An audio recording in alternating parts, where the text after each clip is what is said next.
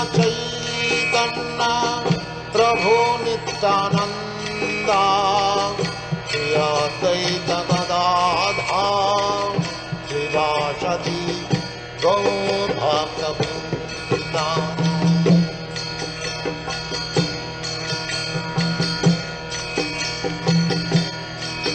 हरे कृष्ण कृष्ण कृष्ण हरे हरे हरे राम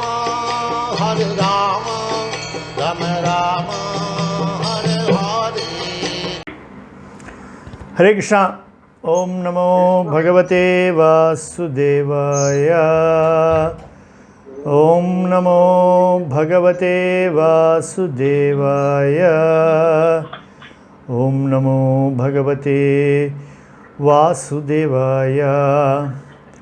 नाम श्रेष्ठं मनुमपि शचिपुत्रमत्र स्वरूपं रूपं तस्याग्रजमुरुपुरीं माधुरीं गोष्ठवातीं राधाकुण्डं गिरिवरमहो राधिका माधवासां प्राप्तो यस्य प्रथितकृपया श्रीगुरुं तं नतोऽस्मि। ഹരേ കൃഷ്ണ. നമ്മളിന്ന് ചൈതന്യ ചരിതാമൃതം ആദിലീലയിലെ 14-ാമത്തെ അധ്യായമായ ചൈതന്യ മഹാപ്രഭുവിൻ്റെ ബാല്യകാല ലീലകൾ, ആ അധ്യായമാണ് ഇന്ന് നമ്മൾ കാണാൻ പോകുന്നത്. മഹാപ്രഭുവിൻ്റെ വളരെ സുന്ദരമായ ബാല്യകാല ലീലകൾ അടങ്ങുന്ന 97 ശ്ലോകങ്ങളുള്ള അധ്യായമാണ് 14-ാമത്തെ അധ്യായം. അധ്യായം തുടങ്ങുന്നതിൽ തന്നെ കൃഷ്ണദാസ കവിരാജ ഗോസ്വാമിയുടെ ഒരു പ്രാർത്ഥനയാണ്. കഥാഞ്ചന സ്മൃതേ യസ്മിൻ ദുഷ്കരം സുകരം ഭവേത് വിസ്മൃതേ വിപരീതം സ്യാത് ശ്രീചൈതന്യ നമാമിതം. ശ്രീ ചൈതന്യ മഹാപ്രഭുവിനെ എങ്ങനെയെങ്കിലും ഒന്ന് ഓർമ്മിച്ചാൽ മാത്രം മതി.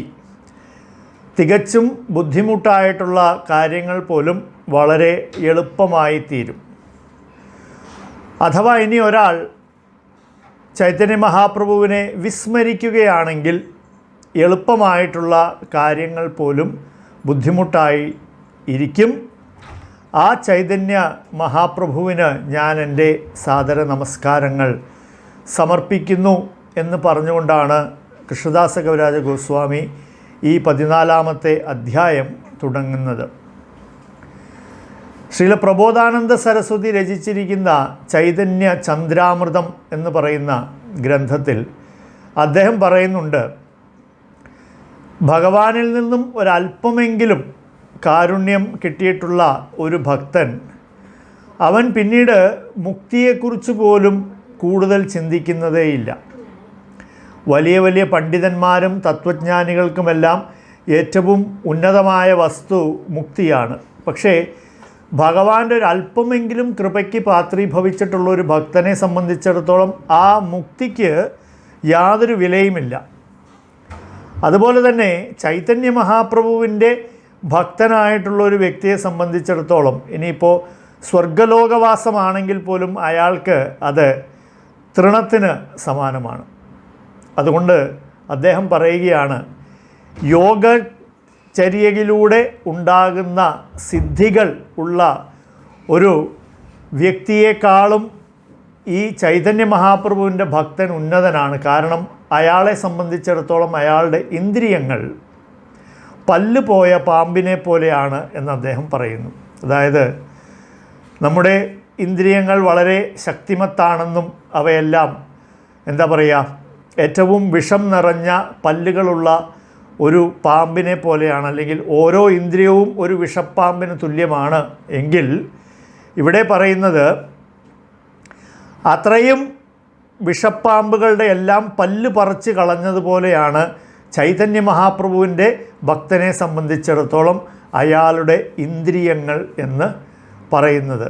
അപ്പോൾ ചൈതന്യ മഹാപ്രഭുവിൻ്റെ ഭക്തന്മാർക്ക് ഇന്ദ്രിയങ്ങളെ നിയന്ത്രിക്കുക എന്ന് പറയുന്നത് അത്രയും എളുപ്പത്തിൽ സാധ്യമാകും എന്നും കൂടെ പ്രബോധാനന്ദ സരസ്വതി പറയുന്നുണ്ട്. അപ്പോൾ ഇതിൽ നിന്ന് മനസ്സിലാക്കേണ്ടത് ചൈതന്യ മഹാപ്രഭുവിനെ സ്മരിക്കുന്നതിലൂടെ ഇന്ദ്രിയ വിജയവും അതുപോലെയുള്ള മറ്റ് എല്ലാ സിദ്ധികളും നമുക്ക് വളരെ എളുപ്പത്തിൽ കൈവരും എന്ന സൂചന ഇവിടെ ഈ ഒരു ശ്ലോകത്തിലൂടെ കൃഷ്ണദാസ കവിരാജ ഗോസ്വാമി നമുക്ക് നൽകുകയാണ്.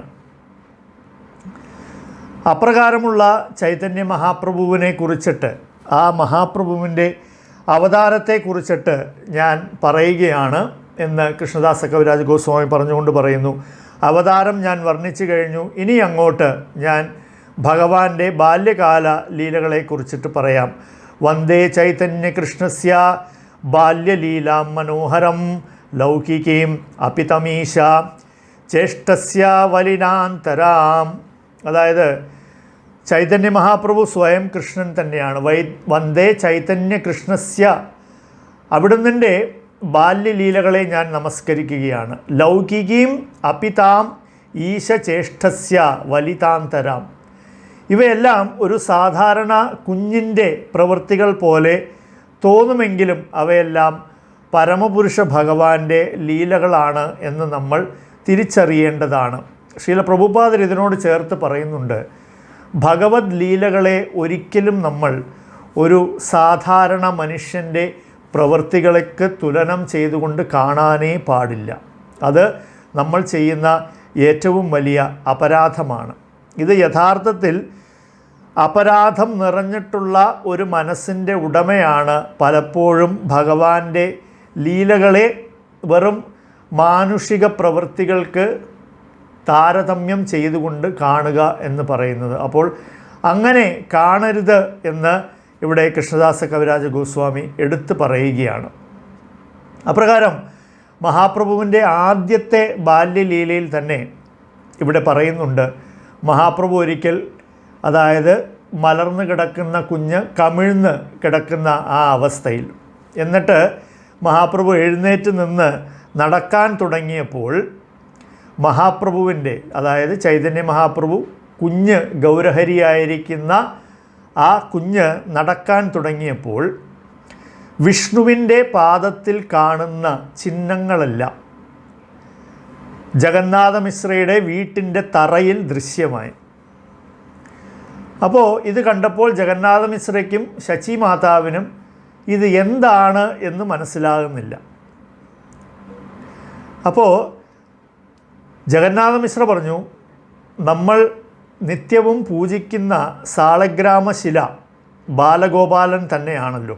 അപ്പോൾ ആ ബാലഗോപാലൻ നമ്മുടെ വീട്ടിൽ ഓടിക്കളിക്കുന്നുണ്ടാവും, അതുകൊണ്ടായിരിക്കും ഇങ്ങനെയുള്ള വിഷ്ണുപാദത്തിൻ്റെ ചിഹ്നങ്ങൾ നമ്മുടെ വീടുകളിൽ കാണുമാറാകുന്നത് എന്ന്. അപ്പോൾ ആ സമയത്ത് ഉറങ്ങിക്കിടന്ന ഗൗരഹരി എഴുന്നേറ്റു. ശചിമാതാവ് ഉടനെ ഗൗരഹരിക്ക് പാല് കൊടുത്തു.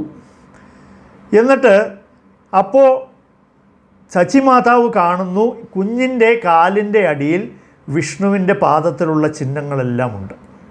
അപ്പോൾ ഉടനെ തന്നെ ജഗന്നാഥ മിശ്ര ശചിമാതാവിൻ്റെ പിതാവും വലിയ ജ്യോതിഷിയുമായ നീലാംബര ചക്രവർത്തിയെ വിളിച്ചു വരുത്തുന്നു.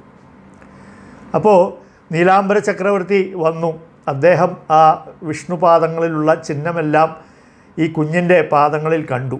അപ്പോൾ അദ്ദേഹം മന്ദഹസിച്ചുകൊണ്ട് പറഞ്ഞു, ഇതെല്ലാം ഞാൻ നേരത്തെ കണക്ക് കൂട്ടിയിട്ടുള്ളതാണ്, ഇങ്ങനെയെല്ലാം സംഭവിക്കുന്നു ഞാൻ എഴുതി വച്ചിട്ടുമുണ്ട് എന്ന് അദ്ദേഹം പറയും. എന്നിട്ട് അവിടെ കൃഷ്ണദാസ കവിരാജ ഗോസ്വാമി പറയുന്നുണ്ട്, സാമുദ്രികാലക്ഷണം അനുസരിച്ചുള്ള 32 ലക്ഷണങ്ങളും ആ കുഞ്ഞിൻ്റെ ശരീരത്തിൽ കാണുമാറാകുന്നുണ്ടായിരുന്നു.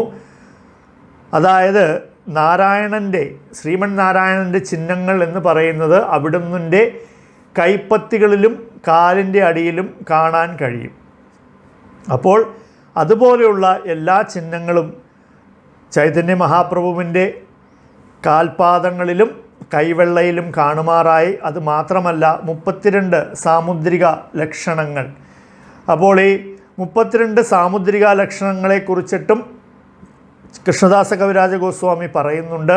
അതിൽ ശരീരത്തിൻ്റെ 5 ഭാഗങ്ങൾ വലുതായിരിക്കും, 5 ഭാഗങ്ങൾ വളരെ സൂക്ഷ്മമായിരിക്കും, 7 ഭാഗങ്ങൾക്ക് ചുവന്ന നിറമുണ്ടാകും, 6 ഭാഗങ്ങൾ ഉയർന്നിരിക്കും, 3 ഭാഗങ്ങൾ ചെറുതായിരിക്കും, 3 ഭാഗങ്ങൾക്ക് വീതി ഉണ്ടായിരിക്കും, 3 ഭാഗങ്ങൾ വളരെ ആഴമേറിയതായിരിക്കും. അപ്പോൾ ഇങ്ങനെയുള്ള 32 സാമുദ്രിക ലക്ഷണങ്ങൾ ഒരു മഹാത്മാവിൻ്റെ ശരീരത്തിലുണ്ടാകുമെന്നും ആ സാമുദ്രിക ലക്ഷണങ്ങളെല്ലാം തികഞ്ഞ ഒരു വ്യക്തിയാണ് ചൈതന്യ മഹാപ്രഭു എന്നും ഇവിടെ പറഞ്ഞിരിക്കുന്നു. അതോടൊപ്പം തന്നെ നീലാംബര ചക്രവർത്തി ചൈതന്യ മഹാപ്രഭുവിൻ്റെ ജാതകം ഗണിച്ചപ്പോൾ അവിടുന്ന് എന്തെല്ലാം ചെയ്യും എന്ന് നീലാംബര ചക്രവർത്തി തന്നെ പറഞ്ഞു. നീലാംബര ചക്രവർത്തി പറഞ്ഞു, ഈ കുഞ്ഞ് 3 ലോകങ്ങൾക്കും മുക്തി നൽകും, വൈഷ്ണവധർമ്മം പ്രചരിപ്പിക്കും, തൻ്റെ മാതാവിൻ്റെയും പിതാവിൻ്റെയും കുടുംബങ്ങളിലുള്ള എല്ലാവർക്കും മോക്ഷപ്രാപ്തിക്കുള്ള വഴി ഉണ്ടാക്കും.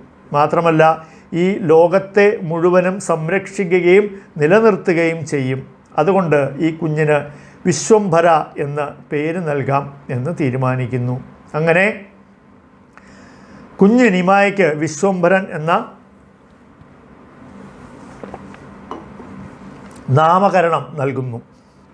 നമ്മുടെ ദശവിധ സംസ്കാരങ്ങളിൽ ഒന്നാണ് നാമകരണം എന്ന് പറയുന്നത്. അപ്പോൾ ആ സംസ്കാരം ചൈതന്യ മഹാപ്രഭുവിന് ജഗന്നാഥ മിശ്ര നടത്തി.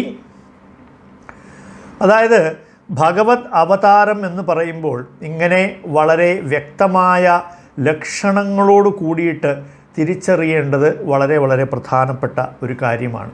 കാരണം പലരും ഞാൻ ഭഗവാന്റെ അവതാരമാണ്, അല്ലെങ്കിൽ പലരും പറയും ഇന്ന ആൾ ഭഗവാന്റെ അവതാരമാണ്. എന്തുകൊണ്ടാണെന്ന് ചോദിച്ചാൽ എനിക്ക് ഇയാളെ വളരെ ഇഷ്ടമാണ്, അല്ലെങ്കിൽ എനിക്ക് ഇഷ്ടപ്പെടുന്ന കാര്യങ്ങളാണ് ഇയാൾ പറയുന്നത്, അല്ലെങ്കിൽ ഇയാൾ കുറേ പേർക്ക് അസുഖം ഭേദമാക്കി കൊടുത്തിട്ടുണ്ട്, ഇല്ലെങ്കിൽ ഇയാൾ കുറേ പേർക്ക് മദ്യത്തിൻ്റെ ആസക്തിയിൽ നിന്നും അവരെ വിമുക്തരാക്കിയിട്ടുണ്ട് എന്നിങ്ങനെ വേണ്ട എന്തൊക്കെ ലൗകികമായിട്ടുള്ള ആവശ്യങ്ങളുണ്ടോ അതെല്ലാം നടത്തിയെടുക്കാനുള്ള ഒരു പാന്താവായിട്ട് ഭഗവാനെ കാണുന്ന പൊതുവെയുള്ള ജനങ്ങളെല്ലാം ഇങ്ങനെയുള്ള ആരെ കണ്ടാലും ഭഗവാനാണ് എന്ന് വിളിക്കാനുള്ള ഒരു പ്രവണത പ്രത്യേകിച്ചും ഈ കലിയുഗത്തിൽ വളരെ കൂടുതലായിട്ട് കണ്ടുവരുന്നതിനാൽ ശ്രീല പ്രഭുപാദരിവിടെ എടുത്തു പറയുന്നുണ്ട്, ഒരു ഭഗവത് അവതാരം എന്ന് ആരെങ്കിലും ഒരാൾ അവകാശപ്പെടുന്നുണ്ടെങ്കിൽ അവരോട് നമുക്ക് ചോദിക്കാവുന്നതാണ്, നിങ്ങളുടെ പാദത്തിനടിയിൽ വിഷ്ണുവിൻ്റെ ചിഹ്നങ്ങളുണ്ടോ? നിങ്ങളുടെ കൈവെള്ളയിൽ വിഷ്ണുവിൻ്റെ ചിഹ്നങ്ങളുണ്ടോ?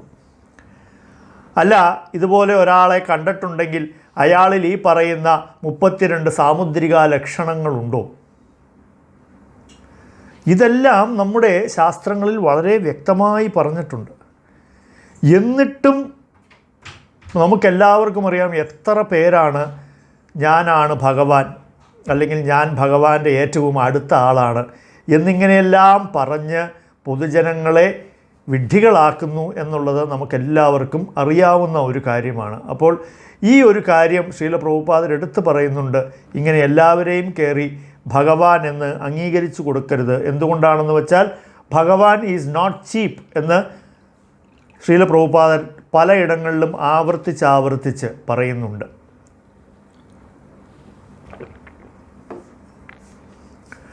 അങ്ങനെ കുറച്ച് ദിവസങ്ങൾ കഴിഞ്ഞ് ചൈതന്യ മഹാപ്രഭു മുട്ടുകുത്തി നടക്കാൻ തുടങ്ങി.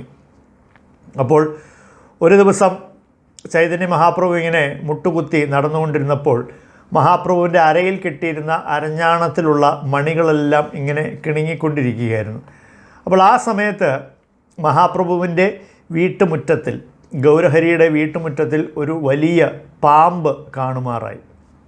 ആ പാമ്പ് ഇങ്ങനെ ഇഴഞ്ഞിഴഞ്ഞ് വന്ന് ഈ മുട്ടുകുത്തി നടക്കുന്ന കുഞ്ഞ് ഗൗരഹരിയുടെ ശരീരത്തിൽ മുഴുവനും ചുറ്റി, അതിങ്ങനെ കുറേ നേരം ചുറ്റിക്കിടന്നു. അപ്പോൾ എന്താണ് ഗൗരഹരി ചെയ്തതെന്ന് വെച്ചാൽ ആ പാമ്പിൻ്റെ മേൽ കുറേ നേരം വിശ്രമിച്ചു. അതിനുശേഷം ആ പാമ്പ് അവിടെ നിന്നും എഴുന്നേറ്റ് പോയി. ഇത് ചൈതന്യ ഭാഗവതത്തിൻ്റെ ആദിഖണ്ഡത്തിലാണ് പറഞ്ഞിരിക്കുന്നത്. അതിനോടൊപ്പം തന്നെ മറ്റൊരു ലീല ചൈതന്യ ചരിതാമൃതത്തിൽ പറയുന്നത് എപ്രകാരമാണ് ഭഗവാൻ കുഞ്ഞായിരിക്കുമ്പോൾ ഓരോ തവണ കരയുമ്പോഴും ഈ അടുത്തുള്ള വീട്ടിലെ സ്ത്രീകളെല്ലാം വരികയും എല്ലാവരും ഒരുമിച്ച് കൂടി ഹരേ കൃഷ്ണ മഹാമന്ത്രം ജപിക്കുകയും, അപ്പോൾ ഓരോ തവണയും ഇവർ കൈകൊട്ടി ഹരേ കൃഷ്ണ മഹാമന്ത്രം ജപിക്കുമ്പോൾ കുഞ്ഞ് കരച്ചിൽ നിർത്തും, ഇവർ ജപം നിർത്തിയാൽ കുഞ്ഞ് കരച്ചിൽ തുടങ്ങും. അപ്പോൾ തൻ്റെ ജനന സമയം മുതൽ തന്നെ അവതാരോദ്ദേശ്യം വളരെ വളരെ വ്യക്തമാക്കുകയും കൂടെ ചൈതന്യ മഹാപ്രഭു ചെയ്തു. അങ്ങനെ ചൈതന്യ മഹാപ്രഭുവിൻ്റെ ബാല്യകാലം ഇങ്ങനെ പുരോഗമിക്കുമ്പോൾ ഒരു ദിവസം ശചി മാതാവ് ഗൗരഹരിക്ക് ഒരു താലത്തിൽ നിറയെ കുറേ പലഹാരങ്ങളും മറ്റ് സാധനങ്ങളുമെല്ലാം കഴിക്കുവാനായി കൊണ്ടു കൊടുത്തു. അതിനുശേഷം ശചി മാതാവ് തൻ്റെ വീട്ടു ജോലികൾക്കായി വീട്ടിനകത്തേക്ക് പോയി. കുറച്ച് കഴിഞ്ഞ് പുറത്തേക്ക് വന്ന് നോക്കിയപ്പോൾ കുഞ്ഞെന്താണ് ചെയ്യുന്നത്? കുഞ്ഞിരുന്നിട്ട് മുറ്റത്തുള്ള മണ്ണ് വാരി തിന്നുകൊണ്ടിരിക്കുകയാണ്. അപ്പോൾ ഇത് കണ്ട് ഓടി വന്ന ശചി മാതാവ് ഗൗരഹരിയുടെ കയ്യിൽ നിന്നും ആ മണ്ണെല്ലാം തട്ടിപ്പറിച്ച് കളഞ്ഞു. എന്നിട്ട് വഴക്ക് പറഞ്ഞു, എന്തിനാണ് നീ മണ്ണ് തിന്നുന്നത്? അപ്പോൾ ഭഗവാൻ കരയാൻ തുടങ്ങി. എന്നിട്ട് ചോദിച്ചു, അമ്മ എന്തിനാണ് എന്നോട് ദേഷ്യപ്പെടുന്നത്? എന്താണ് എൻ്റെ തെറ്റ്?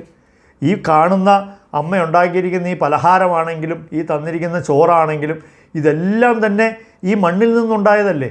ഇതും മണ്ണ് ഇതും മണ്ണ്, ഇത് തമ്മിൽ എന്താ വ്യത്യാസം? അപ്പോൾ ഇവിടെ ചൈതന്യ മഹാപ്രഭു മായാവാദമാണ് പറയുന്നത്. മഹാപ്രഭുവിൻ്റെ ലീലയാണ് നമ്മൾ മനസ്സിലാക്കണം. മായാവാദത്തെയാണ് ചൈതന്യ മഹാപ്രഭു ഇവിടെ പറയുന്നത്, ഇതും മണ്ണ് ഇതും മണ്ണ്, അതുകൊണ്ട് മണ്ണ് തിന്താൽ എന്താണ് എന്ന്. അപ്പോൾ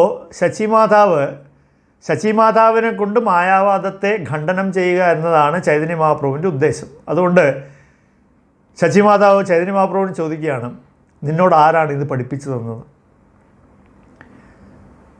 ഈ മണ്ണാണ് അന്നമായി മാറുന്നത്. ആ അന്നം കഴിക്കുമ്പോഴാണ് നമ്മുടെ ശരീരം പുഷ്ടിപ്പെടുന്നത്. പക്ഷേ ഈ മണ്ണ് നമ്മൾ ഭക്ഷിക്കുകയാണെങ്കിൽ നമ്മുടെ ശരീരം പുഷ്ടിപ്പെടുകയില്ല, മറിച്ച് നശിച്ചു പോവുകയാണ് ചെയ്യുന്നത്. അതിനോടൊപ്പം തന്നെ ശചിമാതാവ് മറ്റൊരു കാര്യം കൂടെ പറയുന്നു, ഈ മണ്ണ് കൊണ്ടുണ്ടാക്കിയ ഒരു കലം, അതിലാണ് ഞാൻ ജലം കൊണ്ടുവരുന്നത്. പക്ഷേ അതേ ജലം ഞാനെടുത്ത് മണ്ണിൽ ഒഴിച്ചിട്ടുണ്ടെങ്കിൽ ആ ജലം എനിക്ക് ഉപയോഗിക്കാൻ പറ്റുമോ? അതുകൊണ്ട് നീ മനസ്സിലാക്കണം, എന്താണ്, ഇങ്ങനെയല്ല ഇത് ചിന്തിക്കേണ്ടത്. ഇത് ശ്രീമദ് ഭാഗവതത്തിലും ഇതിന് തത്തുല്യമായ ഒരു ഉദാഹരണം നൽകപ്പെട്ടിട്ടുണ്ട്. അതായത് മണ്ണിൽ നിന്നാണ് മരം ഉണ്ടാകുന്നത്. മരം കത്തുമ്പോഴാണ് തീയും ചൂടും വെളിച്ചവും രണ്ടും ഉണ്ടാകുന്നത് എന്ന് വെച്ച് മണ്ണിന് തീയിട്ടാൽ ഇത് വല്ലതും നടക്കൂ? അതുകൊണ്ട് എന്താണോ നമുക്ക് ഉപകാരപ്രദമായിട്ടുള്ളത് അതിനെ വേണം ഉപയോഗിക്കുവാനായിട്ട് എന്നുള്ള ഒരു വലിയ തത്വം ഈ മായാവാദം കൊണ്ടിട്ട് ഇല്ലാതാവുകയാണ്. മനസ്സിലാകുന്നില്ലേ?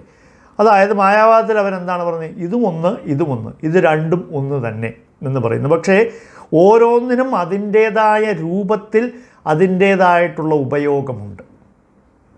ഇതാണ് ചൈതന്യ മഹാപ്രഭു ശചിമാതാവിനെ കൊണ്ട് പറയിക്കുന്നത്. അപ്പോൾ കേട്ട ഉടനെ തന്നെ നിമായി പറഞ്ഞു, അമ്മ എന്താ നേരത്തെ എന്നെ ഇത് പഠിപ്പിക്കാത്തത്?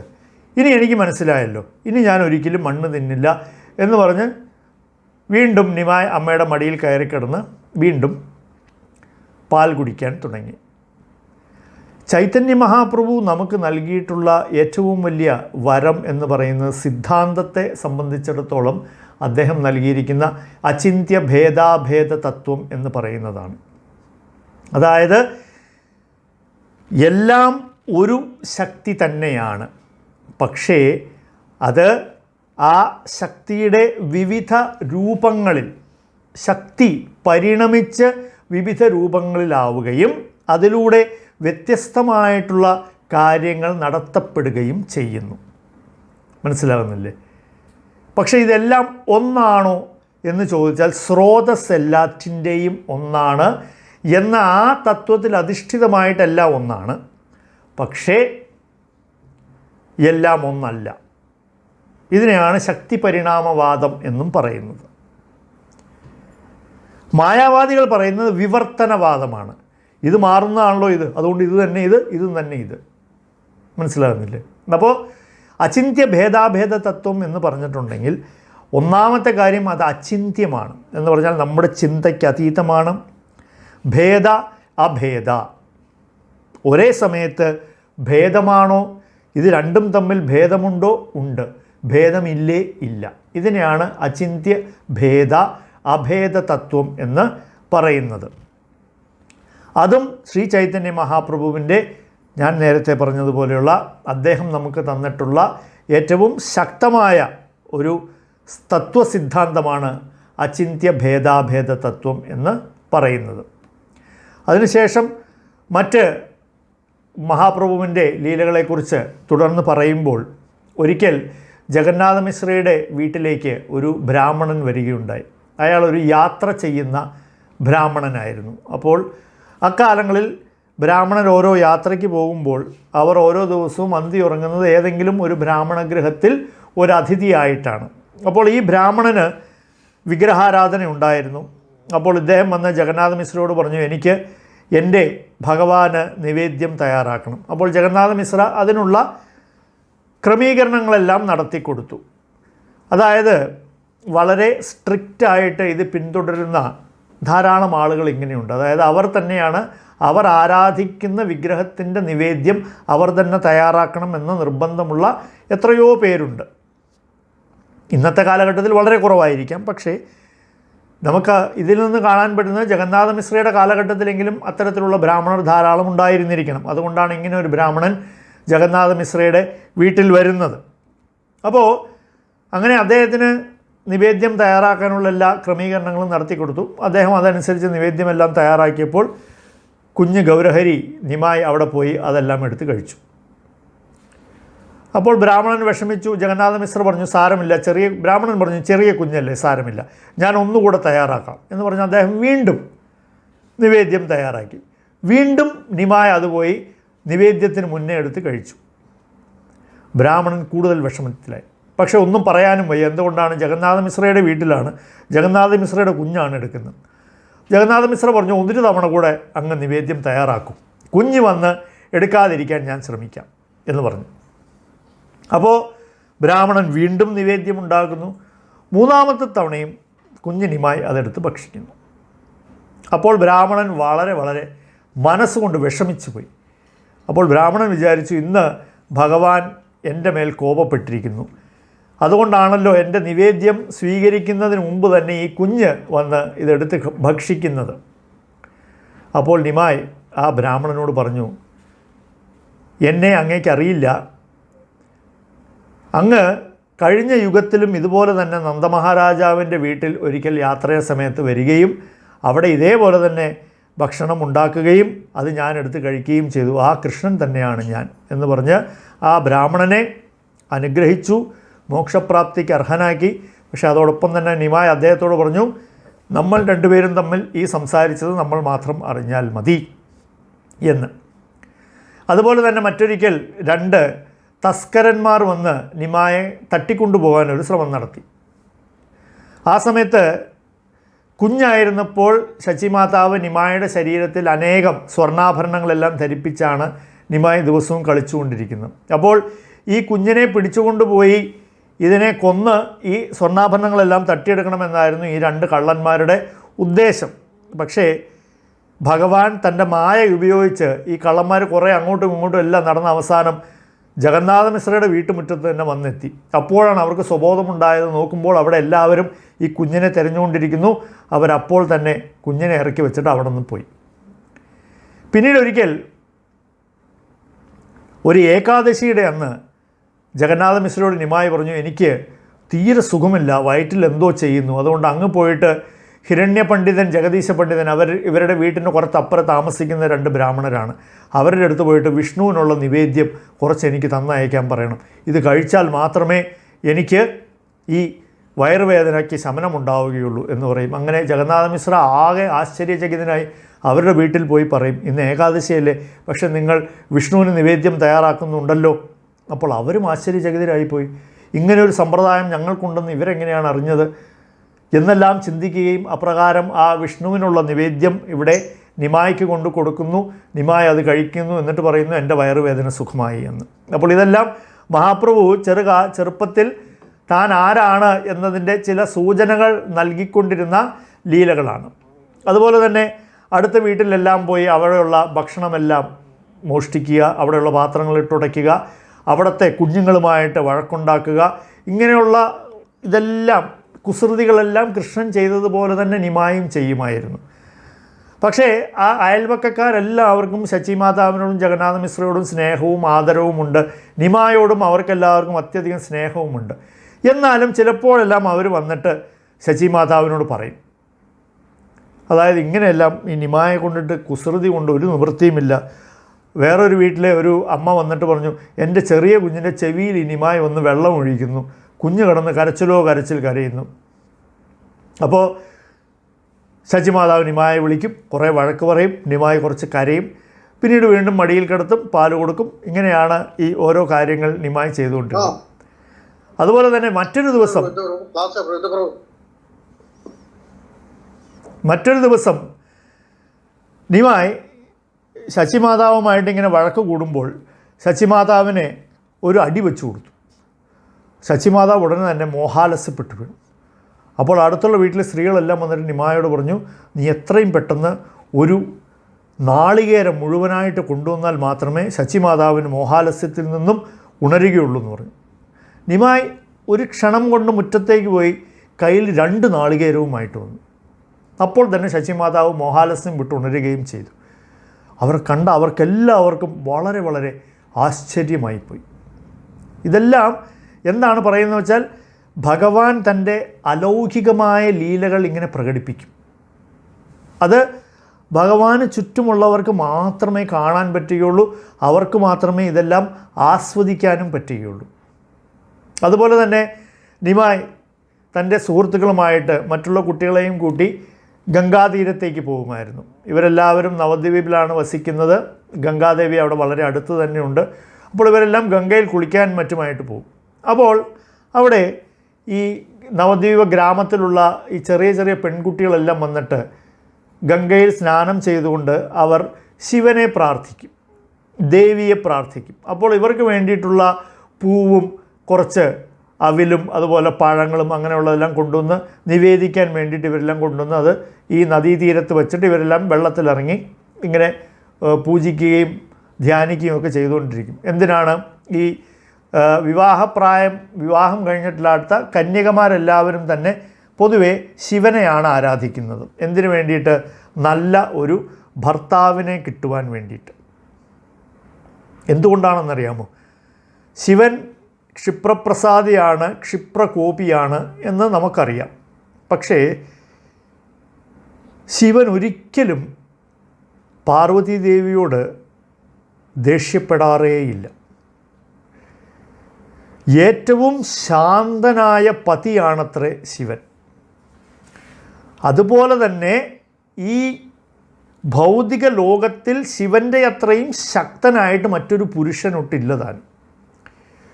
അപ്പോൾ ഏതൊരു വിവാഹിതയല്ലാത്ത കന്യകയായ പെൺകുട്ടിയുടെയും ഏറ്റവും വലിയ ഹീറോ എന്ന് പറയുന്ന ശിവൻ തന്നെയാണ്. എന്തുകൊണ്ടാണ്? ഒരിക്കലും വഴക്ക് പറയാത്ത ഭർത്താവ്, അതേസമയം ലോകത്തിലെ ഏറ്റവും ശക്തിമാൻ. ഒന്ന് ആലോചിച്ച് നോക്കൂ. അതുകൊണ്ടാണ് ഈ കന്യകമാരെല്ലാവരും ശിവനെ ആരാധിക്കുന്നത്.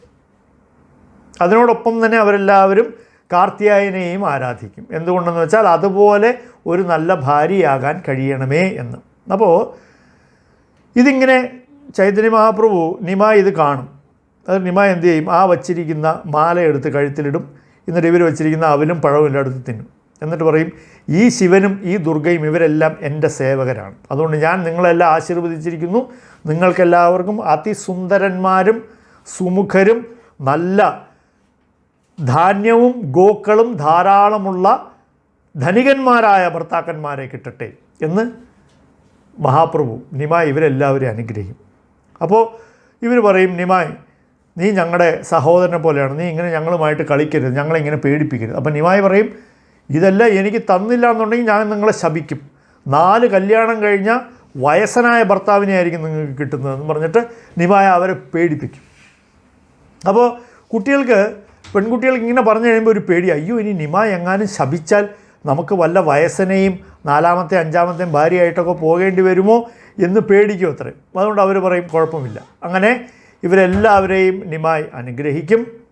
അതോടൊപ്പം തന്നെ ഇവിടെ പ്രഭുപാദർ എടുത്തു പറയുന്നുണ്ട്, എന്തുകൊണ്ടാണ് മറ്റാരെയും ശരണം പ്രാപിക്കാതെ ഭഗവാനെ തന്നെ ശരണം പ്രാപിക്കുന്നത് എന്ന് ഗൗഡീയ വൈഷ്ണവർ പറയുന്നതെന്ന് ചോദിച്ചാൽ, ഇവിടെ ചൈതന്യ മഹാപ്രഭു തൻ്റെ ബാല്യകാലത്തിൽ തന്നെ നമ്മളെ പഠിപ്പിച്ചിട്ടുണ്ട്, മറ്റാരെയും നമ്മൾ ശരണം പ്രാപിക്കേണ്ട ആവശ്യമില്ല, നേരിട്ട് ഭഗവാനെ തന്നെ ശരണം പ്രാപിച്ചാൽ മതി എന്ന്. പക്ഷേ ഇങ്ങനെയെല്ലാം നിമായി ചെയ്യുമായിരുന്നെങ്കിലും ഈ കുട്ടികൾക്കൊന്നും നിമായോട് ഒരു പരാതിയുമില്ലായിരുന്നു. എന്തുകൊണ്ടാണെന്ന് വെച്ചാൽ അവർക്ക് എല്ലാവർക്കും നിമായോട് അത്രമാത്രം സ്നേഹമായിരുന്നു. അതുകൊണ്ടാണ് ഈ നിമായ ഇങ്ങനെയുള്ള കുസൃതിത്തരങ്ങളെല്ലാം കാണിക്കുമ്പോൾ ആ പെൺകുട്ടികളാണെങ്കിലും മറ്റുള്ള അയൽപക്കക്കാരാണെങ്കിലും എല്ലാവരും ഇത് സഹിച്ച് നിമായ്ക്ക് വളരെയധികം സ്നേഹം കൊടുത്തുകൊണ്ടിരുന്നത്. ഇനി അടുത്തതായിട്ടാണ് എപ്രകാരമാണ് ചൈതന്യ മഹാപ്രഭു ശ്രീമതി ലക്ഷ്മിപ്രിയ ദേവിയെ കണ്ടത് എന്നത് ഇനിയുള്ള ഈ അധ്യായത്തിൻ്റെ ഭാഗത്തിൽ കൃഷ്ണദാസ കവിരാജ ഗോസ്വാമി വളരെ സംക്ഷിപ്തമായിട്ട് വർണ്ണിക്കുന്നുണ്ട്.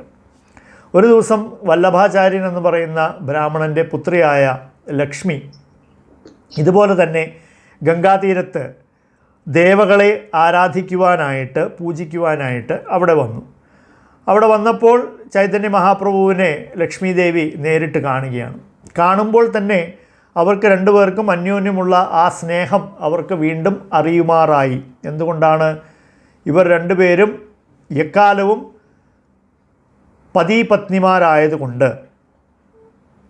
എപ്രകാരം സീതാദേവി ശ്രീരാമചന്ദ്രൻ്റെ പത്നിയായിരുന്നുവോ, എപ്രകാരം ലക്ഷ്മി ദേവി ശ്രീമൻ നാരായണൻ്റെ പത്നിയാകുന്നുവോ, അതുപോലെ തന്നെ ലക്ഷ്മിപ്രിയാദേവി ശ്രീ ചൈതന്യ മഹാപ്രഭുവിൻ്റെ ശാശ്വത സഖിയാണ്. അപ്പോൾ ഇവർ രണ്ടുപേരും ഇങ്ങനെ കണ്ടുമുട്ടുന്നു. അപ്പോൾ ചൈതന്യ മഹാപ്രഭു ലക്ഷ്മി ദേവിയോട് പറയുകയാണ്, എന്നെ പൂജിക്കുക, കാരണം ഞാനാണ് പരമപുരുഷ ഭഗവാൻ.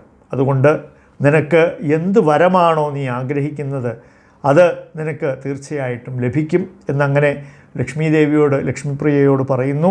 ലക്ഷ്മിപ്രിയ അതനുസരിച്ച് തന്നെ താൻ കൊണ്ടുവന്നിരിക്കുന്ന ചന്ദനമെല്ലാം മഹാപ്രഭുവിന് പൂശി മാലയെല്ലാം ധരിപ്പിച്ച്, അപ്പോഴാണ് ചൈതന്യ മഹാപ്രഭു ശ്രീമദ് ഭാഗവതത്തിലെ ഒരു ശ്ലോകം ലക്ഷ്മിപ്രിയ ദേവിക്ക് പറയും. സങ്കൽപ്പോ വിദിത സാധ്യോ ഭവതീനാം മദർച്ചനം മയാനുമോദിതൗ സോസൗ സത്യോ ഭവിതും അർഹതി. അതായത് ഇത് ഗോപികമാരുടെ വസ്ത്രാക്ഷേപ സമയത്ത് കൃഷ്ണൻ ഗോപികമാരോട് പറഞ്ഞതാണ്. എന്താണ് പറയുന്നത്?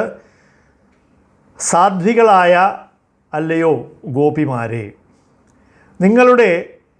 നിങ്ങൾ ഇത്രയും വ്രതത്തോടു കൂടിയിട്ട് എന്നെ ആരാധിക്കുന്നതിൻ്റെ കാരണം എന്താണ്, അതിൻ്റെ പിന്നിലുള്ള യഥാർത്ഥ കാരണം എന്താണ് എന്ന് ഞാൻ മനസ്സിലാക്കുന്നു. ആ കാരണം ഞാൻ അംഗീകരിക്കുന്നതിനാൽ അത് തീർച്ചയായും നിങ്ങളുടെ ആ ആഗ്രഹം സാധിക്കും എന്ന് ഭഗവാൻ ഗോപികമാരോട് പറയുന്നതാണ് ഈ ശ്ലോകം. ഈ ശ്ലോകം തന്നെയാണ് ചൈതന്യ മഹാപ്രഭു ലക്ഷ്മിപ്രിയ ദേവിയോട് പറഞ്ഞത്. ഈ ശ്ലോകത്തെക്കുറിച്ചിട്ട് കൂടുതൽ പറയണമെങ്കിൽ ഭഗവാന്റെ ശ്രീകൃഷ്ണ ലീലയിൽ തന്നെ ഏതൊരു വ്യക്തിയെയും വളരെ വളരെ അമ്പരപ്പിക്കുന്ന ഒരു ലീല തന്നെയാണ് ഈ ഗോപസ്ത്രീകളുടെ വസ്ത്രാക്ഷേപം എന്ന് പറയുന്ന ആ ഒരു ലീല. പക്ഷേ നമ്മുടെ ആചാര്യന്മാർ വളരെ വ്യക്തമായിട്ട് പറഞ്ഞിട്ടുണ്ട്, അത് എപ്രകാരം ഒരു ജീവാത്മാവ് സർവസ്വവും ഭഗവാന് വേണ്ടിയിട്ട് സമർപ്പിക്കുന്നുവോ അതിൻ്റെ മൂർത്തിമദ്ഭാവമായിട്ടുള്ള ഗോപികമാർ അന്ന് അവിടെ പ്രകടിപ്പിച്ചതാണ് അത്. അതിനെ ഒരിക്കലും ഒരു മാനുഷിക ലീലയായിട്ട്, ഒരു മാനുഷിക വ്യവഹാരമായിട്ട്, അല്ലെങ്കിൽ ഒരു ലൗകിക വ്യവഹാരമായിട്ട് കാണുവാനേ പാടില്ല എന്ന് ആചാര്യന്മാർ വീണ്ടും വീണ്ടും നമ്മളെ ഓർമ്മപ്പെടുത്തുന്നുണ്ട്. ശ്രീല പ്രഭുപാദരും ഈ ശ്ലോകം ഇവിടെ ഉദ്ധരിക്കുമ്പോൾ അതിനോട് ചേർത്ത് അത് വളരെ വ്യക്തമായി പറയുന്നുണ്ട്. കാരണം ഇത് ഞാൻ നേരത്തെ പറഞ്ഞതുപോലെ വളരെയധികം തെറ്റിദ്ധാരണാജനകമായിട്ടുള്ള, എല്ലാവരെയും അമ്പരപ്പിക്കുന്ന തരത്തിലുള്ള ഒരു ലീലയാണ് ഗോപി വസ്ത്രാക്ഷേപം എന്ന് പറയുന്നത്. അപ്പോൾ ഇതൊക്കെ വളരെ ശ്രദ്ധയോടു കൂടിയിട്ട് ശരിയായിട്ടുള്ള ഒരു വ്യക്തിയിൽ നിന്നും മാത്രം കേൾക്കേണ്ടുന്ന കാര്യങ്ങളാണ്. അത് ഇവിടെ ചൈതന്യ മഹാപ്രഭു ലക്ഷ്മിപ്രിയയോട് പറയുകയാണ്, അപ്രകാരം എന്താണ് നിൻ്റെ ഉദ്ദേശം എന്നെനിക്കറിയാം, അത് സാക്ഷാത്കരിക്കപ്പെടട്ടെ. ഗോപികമാർ എന്തിനു വേണ്ടിയിട്ടാണ് ഭഗവാൻ ശ്രീകൃഷ്ണനെ സമീപിച്ചത് എന്ന് ചോദിച്ചാൽ ശ്രീല പ്രഭുപാദർ പറയുന്നുണ്ട്. ശ്രീല പ്രഭുപാദർ മാത്രമല്ല, എല്ലാ പൂർവാചാര്യന്മാരും പറയുന്നുണ്ട്. അവിടെ വൃന്ദാവനത്തിൽ വ്രജഭൂമിയിലുണ്ടായിരുന്ന ഗോപികമാർക്കെല്ലാവർക്കും ശ്രീകൃഷ്ണനെ പതിയായി ലഭിക്കണം എന്ന അതിയായ ആഗ്രഹമുണ്ടായിരുന്നവരാണ്. അപ്പോൾ ആ ഒരു ആഗ്രഹം പക്ഷേ അവർക്ക് സ്വാഭാവികമായിട്ടും അവർ പെൺകുട്ടികളായതിനാൽ അവർക്ക് ലജ്ജ കൊണ്ടിട്ട് അത് ഭഗവാന്റെ മുന്നിൽ അവതരിപ്പിക്കാൻ കഴിയുമായിരുന്നില്ല. മനസ്സിലായില്ലേ? അപ്പോൾ അതുകൊണ്ടാണ് വസ്ത്രങ്ങളെല്ലാം സ്വീകരിച്ച ശേഷം അത് അവർക്ക് മടക്കി നൽകിയതിന് ശേഷം ഭഗവാൻ അവരോട് പറയുന്നു, നിങ്ങളുടെ എല്ലാം മനസ്സിൻ്റെ ഉള്ളിലുള്ള ആഗ്രഹം എന്താണ്, എന്തിനു വേണ്ടിയിട്ടാണ് നിങ്ങൾ ഇത്രയും വലിയ ഒരു വ്രതം എനിക്ക് വേണ്ടി അനുഷ്ഠിച്ചിരിക്കുന്നത്? എന്താണ് അവർ ചെയ്ത ത്യാഗം എന്ന് പറയുന്നത് ഒരു സ്ത്രീയെ സംബന്ധിച്ചിടത്തോളം ഏറ്റവും വില കൽപ്പിക്കുന്ന ആ ഒരു വസ്തുവിനെയാണ് അവർ ത്യജിച്ചിരിക്കുന്നത് ഭഗവാന് വേണ്ടിയിട്ട്. മനസ്സിലായില്ലേ? അപ്പോൾ ഭഗവാൻ പറയുന്നു, ആ ത്യാഗം ഞാൻ തിരിച്ചറിഞ്ഞിരിക്കുന്നു എന്ന് പറയുമ്പോൾ ഇവിടെ ആക്ച്വലി സംഭവിക്കുന്നത് എന്താണെന്ന് വെച്ച് കഴിഞ്ഞാൽ ഒരു ജീവാത്മാവും പരമപുരുഷനായ ഭഗവാനും തമ്മിലുള്ള ഏറ്റവും ഉന്നതമായ തലത്തിലുള്ള ഒരു അന്തരംഗ ലീലയാണ് അവിടെ നടന്നുകൊണ്ടിരിക്കുന്നത്. അപ്പോൾ ഭഗവാൻ പറയുന്നു, അത് ഞാൻ തിരിച്ചറിഞ്ഞിരിക്കുന്നു, അതുകൊണ്ട് നിങ്ങളുടെ ആഗ്രഹങ്ങൾ തീർച്ചയായും പൂർത്തീകരിക്കപ്പെടും എന്നുള്ള ഉറപ്പും കൂടെയാണ് അവിടെ ഭഗവാൻ നൽകുന്നത്. അതാണ് യഥാർത്ഥത്തിൽ ആ ലീലയുടെ അന്തസ്സത്ത എന്ന് പറയുന്നത്. അപ്പോൾ അതേ ശ്ലോകം ഇവിടെ നിമായി ലക്ഷ്മിപ്രിയയോട് ഉദ്ധരിക്കുകയാണ്. അങ്ങനെ ലക്ഷ്മിപ്രിയ അത് കേട്ടതിന് ശേഷം വീട്ടിലേക്ക് മടങ്ങിപ്പോയി. നിമായുടെ കുസൃതി കൂടിക്കൂടി വന്നപ്പോൾ അടുത്ത വീട്ടുകാരെല്ലാവരും വീണ്ടും ശചിമാതാവിനോട് പുതിയ പരാതികളുമായിട്ട് വരും. ഓരോ പരാതി വരുമ്പോഴും ശചിമാതാവ് നിമായെ വിളിക്കുകയും വീണ്ടും നിമായെ ശകാരിക്കും. ഇങ്ങനെ ഇത് നടന്നുകൊണ്ടേയിരുന്നു. ഒരു ദിവസം ശചിമാതാവ് നിമായ എന്തോ കുസൃതി ചെയ്തുകൊണ്ടിരിക്കുകയാണ്, ഈ കുഞ്ഞ് എവിടെയാണ് എന്ന് പോയി നോക്കട്ടെ എന്ന് പറഞ്ഞ് പോയപ്പോൾ നിമായി ഇവരുടെ വീട്ടിൻ്റെ ഒരു ഭാഗത്ത് ഭക്ഷണം തയ്യാറാക്കാൻ ഉപയോഗിക്കുന്ന മൺപാത്രങ്ങളെല്ലാം ഉപേക്ഷിച്ചിരിക്കുന്ന സ്ഥലത്ത് പോയി അതിൻ്റെ നടുവിൽ പോയി ഇരിക്കുകയാണ്. അക്കാലങ്ങളിലെല്ലാം എങ്ങനെയാണെന്ന് വെച്ച് കഴിഞ്ഞാൽ ദിവസവും ഭഗവാന് പുതിയ മൺപാത്രത്തിലാണ് നിവേദ്യം തയ്യാറാക്കുന്നത്. ഒരു ദിവസം ഉപയോഗിച്ച് കഴിഞ്ഞാൽ പിന്നെ അത് ഉപേക്ഷിച്ച ശേഷം അടുത്ത ദിവസം പുതിയ മൺപാത്രത്തിലാണ് നിവേദ്യം തയ്യാറാക്കുന്നത്. അപ്പോൾ ഓരോ വീടുകളിലും ഈ ഉപയോഗിച്ച മൺപാത്രമെല്ലാം കളയാനായിട്ട് ഒരു കുഴി കുത്തി അല്ലെങ്കിൽ അതുപോലെ ഒരു സ്ഥലം മാറ്റിയിട്ടിരിക്കും. അവിടെയാണ് ഇതെല്ലാം കൊണ്ടുപോയി ഇടുന്നത്. അപ്പോൾ ആ ഇട്ടിരിക്കുന്ന മൺപാത്രങ്ങളുടെ ഇടയിൽ പോയിട്ട് നിമായി ഇരിക്കുകയാണ്. അപ്പോൾ തന്നെ ലക്ഷ്മിപ്രിയ ശചിമാതാവ് പോയിട്ട് നിമായോട് ചോദിക്കും, നീ എന്തിനാണ് ഈ അശുദ്ധമായ കലങ്ങളിൽ പോയി കയറിയിരിക്കുന്നത്? ഇപ്പോൾ നീ അശുദ്ധമായി, നീ പോയി കുളിച്ചിട്ട് വാ, ഗംഗയിലേക്ക് പോ എന്ന് പറയും. അപ്പം നിമായി അമ്മയോട് ഏറ്റവും പരമമായ ജ്ഞാനം എന്താണ് എന്ന് പറഞ്ഞു കൊടുക്കുകയാണ്. നിമായി അമ്മയോട് ചോദിക്കും, അമ്മ എന്തുകൊണ്ടാണ് ഈ കലങ്ങളെല്ലാം മലിനമാണെന്ന് പറയുന്നത്?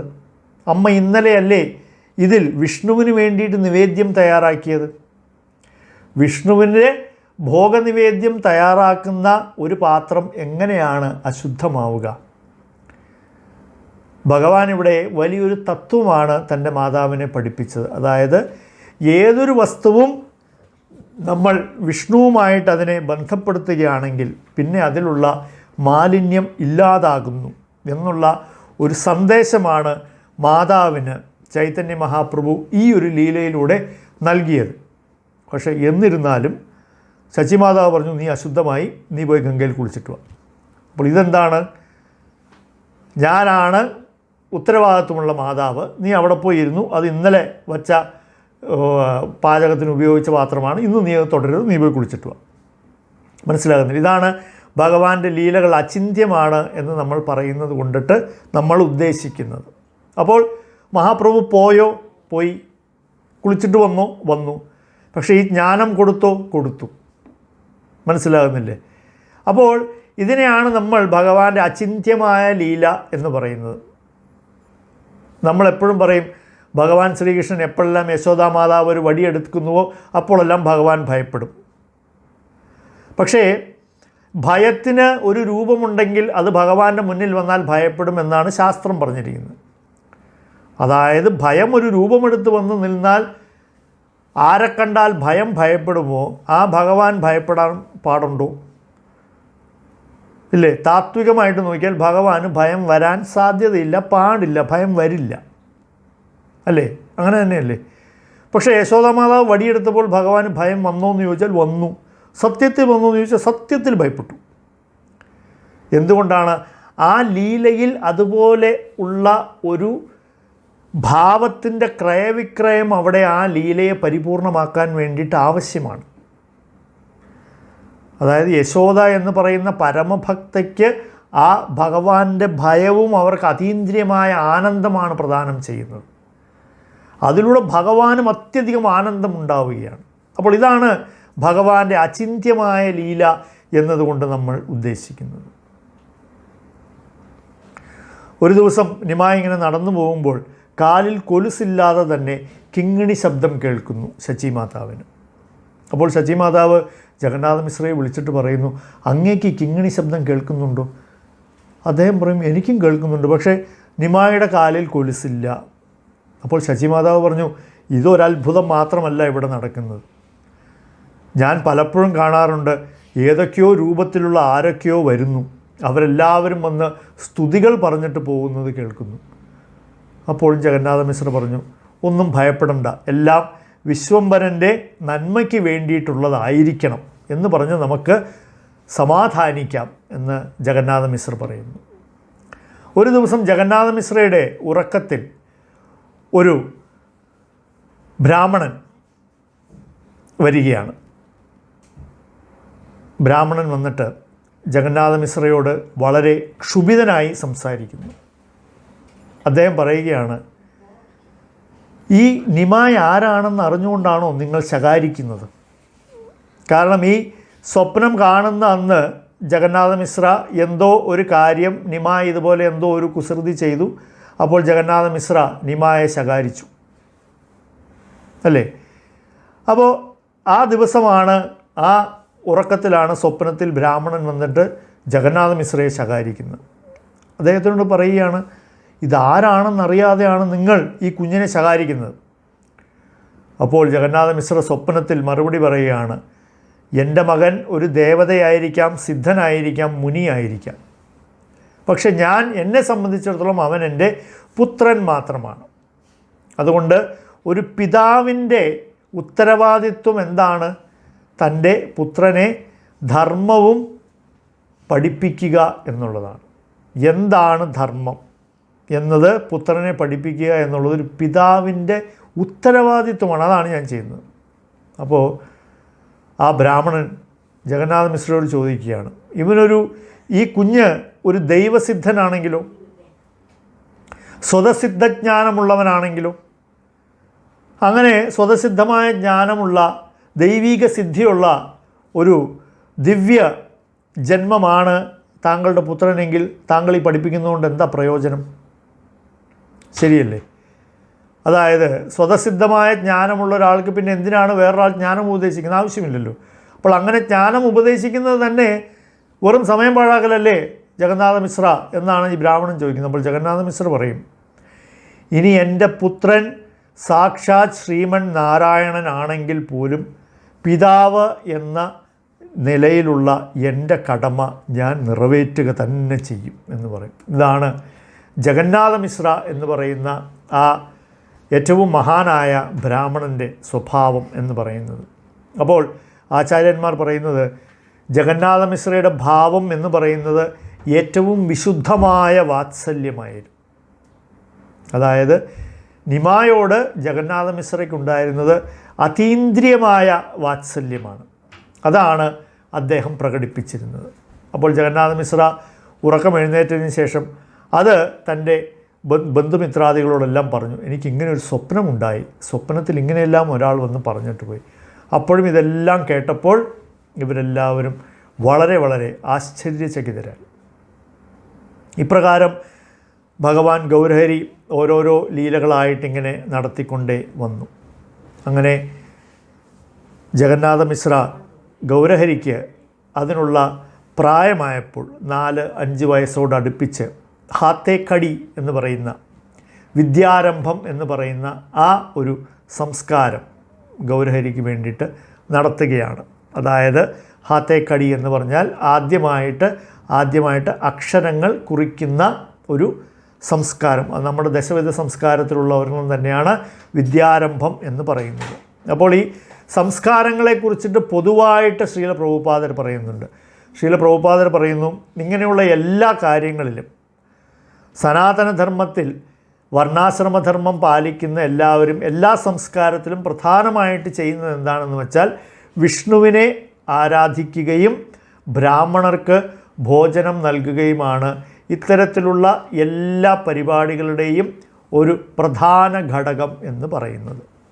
അപ്പോൾ പ്രഭുപാദർ പറയുന്നു, ഇതിലെന്താണ് സംഭവിക്കുക എന്ന് വെച്ചാൽ ബ്രാഹ്മണർക്ക് ഭോജനം നൽകുമ്പോൾ അവരെല്ലാവരും വളരെ വളരെ സന്തുഷ്ടരാവുകയും അവരെല്ലാവരും ആശീർവാദങ്ങൾ, വേദോച്ചാരണങ്ങളിലൂടെയുള്ള ആശീർവാദങ്ങൾ നൽകുന്നു.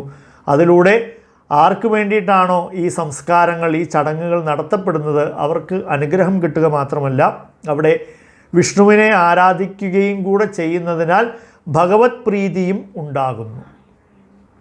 അപ്പോൾ നമ്മുടെ സനാതനധർമ്മത്തിൻ്റെ സംസ്കാരം എന്ന് പറയുന്നത് തന്നെ ഇത്തരത്തിലുള്ള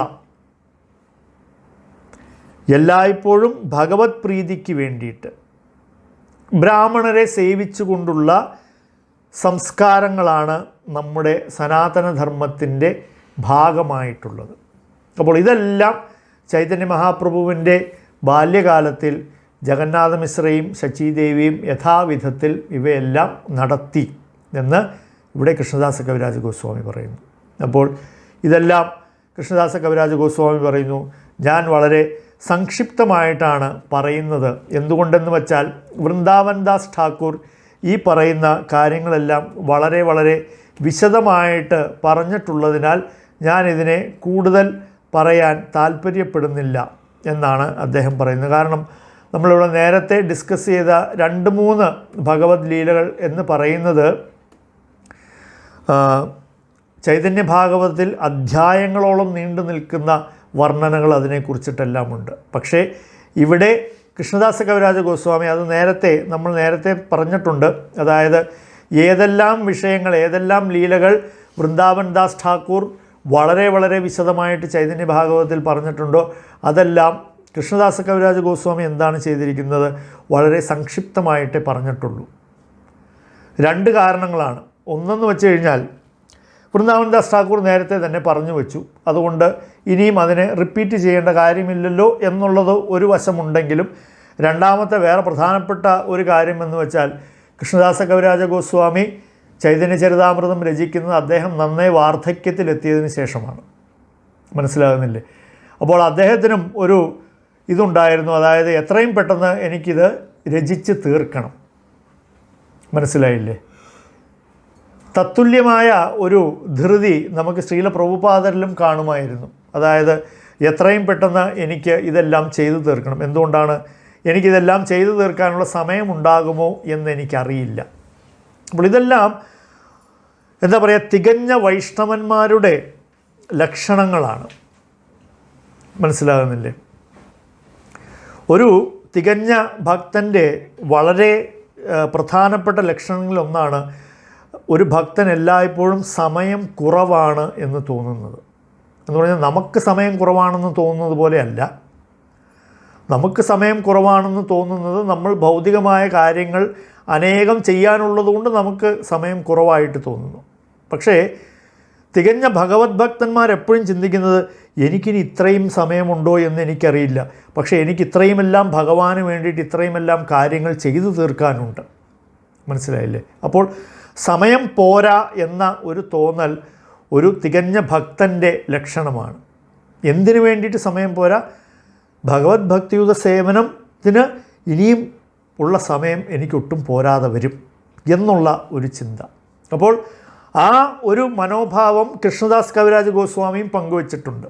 അതായത് എനിക്ക് ഇത്രയും പ്രായമായി, ഒന്നാമത്തെ കാര്യം എനിക്ക് കണ്ണ് കാണാൻ വയ്യ, ചെവി കേൾക്കാൻ വയ്യ, അതുകൊണ്ട് ഇതെല്ലാം എഴുതി തീർക്കാൻ പറ്റുമോ, എഴുതാൻ പറ്റുമോ എന്ന് തന്നെ എനിക്കറിയില്ല. ഇങ്ങനെയെല്ലാം വളരെ വിനമ്രതയോട് കൂടിയിട്ടാണ് കൃഷ്ണദാസ് കവിരാജ ഗോസ്വാമി ഈ സബ്ജക്റ്റ് മുഴുവനും ട്രീറ്റ് ചെയ്തിരിക്കുന്നത് തന്നെ. അതുകൊണ്ടാണ് ഈ നമ്മൾ വായിക്കുന്ന ഓരോ അധ്യായത്തിൻ്റെയും തുടക്കത്തിൽ കവിരാജ ഗോസ്വാമിയുടെ പ്രാർത്ഥന വായിക്കുമ്പോൾ തന്നെ നമുക്കറിയാം എന്താണ് അദ്ദേഹത്തിൻ്റെ മനോഗതം എന്നുള്ളത്. മനസ്സിലാകുന്നില്ലേ? ഇത് വലിയൊരു ഉദാഹരണമാണ്. ആ ഒന്നാമത്തെ ശ്ലോകത്തിൻ്റെ ഭാവാർത്ഥത്തിൽ തന്നെ ശ്രീല പ്രഭുപാദർ ഇതിനെ വളരെ ഊന്നി ഉയർത്തി പറയുന്നുണ്ട്. അതായത് എന്തുകൊണ്ടാണ് ഇത്ര വിനമ്രതയോടുകൂടി ഇദ്ദേഹം ഈ പ്രാർത്ഥന സമർപ്പിക്കുന്നത് എന്ന് ചോദിച്ചാൽ ഇത് അദ്ദേഹത്തിൻ്റെ സ്വഭാവ വൈശിഷ്ട്യത്തിൻ്റെ ലക്ഷണമാണ്. അതുപോലെ ഓരോ അധ്യായം തുടങ്ങുമ്പോഴും ആ അധ്യായം ഉപസംഹരിക്കുമ്പോഴും എപ്പോഴും രഘുനാഥ് ദാസ് ഗോസ്വാമിയെ സ്മരിച്ചുകൊണ്ട് മാത്രമേ അദ്ദേഹം ഓരോ അധ്യായവും പൂർത്തീകരിക്കുകയുള്ളൂ. എന്തുകൊണ്ടാണ്? രഘുനാഥ് ദാസ് ഗോസ്വാമിയാണ് ഇദ്ദേഹത്തിൻ്റെ ഗുരു. അപ്പോൾ ഇങ്ങനെ ചൈതന്യ മഹാപ്രഭുവിൻ്റെ ബാല്യകാല ലീലകളെ ഇങ്ങനെ പറഞ്ഞുകൊണ്ട് കൃഷ്ണദാസ കവിരാജ ഗോസ്വാമി ഈ അധ്യായം ഇവിടെ ഉപസംഹരിക്കുന്നു. ഹരേ കൃഷ്ണ. ചൈതന്യ ചരിതാമൃത കി ജയ്. ശ്രീല പ്രഭുപാദ് കി ജയ്.